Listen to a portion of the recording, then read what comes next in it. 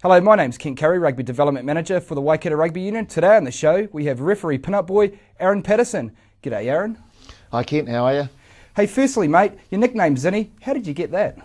It goes back to my days playing at Hamilton Old Boys Colts, and you'll remember when Zin Zambrook sort of came to stardom late 80s, early 90s, and he had a mullet, quite a long mullet. Well, I had a very similar mullet, part Māori, same as Zinny, and he's got this little spot thing on his face, and it's the same, and so it was more of a look-alike sort of thing, not necessarily as a playing comparison, but that's where Zinny came from, and it just stuck from there.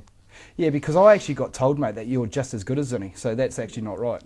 That's correct. No, it's not right. No, and I actually met Zinny, 97. My girlfriend and now wife followed the All Blacks around UK, and got to meet Zinny late at night in a bar somewhere, and yeah, it was quite cool. Hey, look, mate, you had an illustrious career with Hamilton Old Boys as a loose forward. You made it to 2 finals, winning one of those finals and that. Most players, when they finish their playing career, become a coach or a couch potato. Mm. You've decided to be a referee. What made you become a referee? A couple of things. Firstly, 4 championships, thank you, Kent, at Hamilton Old Boys. Oh, sorry, the mate. Most successful club in Waikato. I just had to sneak that bit in. Why did I become a referee? Well, I was a PE teacher at the time, so it was a natural progression, blowing whistles all day to blowing whistles in the weekend. That was one. That was made it easy, I guess you could say. Also, as a player, I had some serious frustrations with referees, and I thought if I'm going to give them jib like I did, I thought I'd give it a go myself. Better become one. So, yeah, and also giving back to the game that's given me so much. Hey, look, mate, it's well documented. There's far too many rules in rugby. How on earth did you learn them all, and how do you become a qualified referee?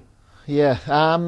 Learning, not my strong point. I guess playing the game for, 20 years, whatever it was, I sort of had a good understanding of the rules. Being a PE teacher also helped that. So, yeah, and then I brushed up on the law book. You just study the law book, mate. You read your novels, I read the law book. That's my Sunday relaxing. How to become a referee? Pretty straightforward, yep. Just get in contact with your local rugby union and say, hey, I want to give refereeing a go.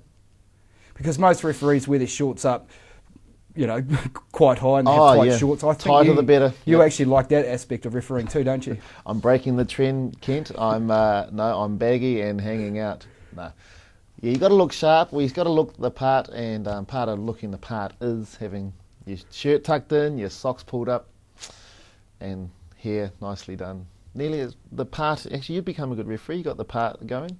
Yeah, this is my Friday part, actually. It's my television part. It's going all right, actually. A lot of people in the office are starting to wear a part to the side now. Yeah, okay. Yeah, those that have the ability to do a part.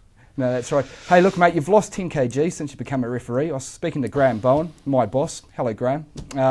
He also lost 10 kgs when he became a referee also. Really? It sounds like that it's something that I perhaps need to get into. Like, what makes you get so fit when you become a referee?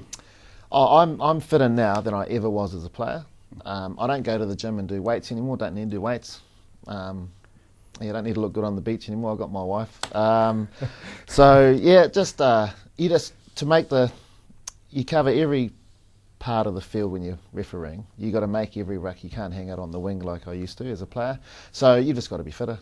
And refereeing at 108, 110 kilos just doesn't work.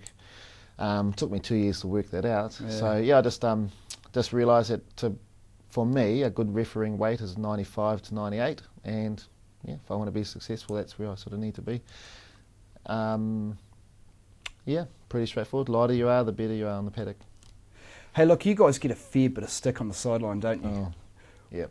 What's the best piece of banter that you've had as a referee?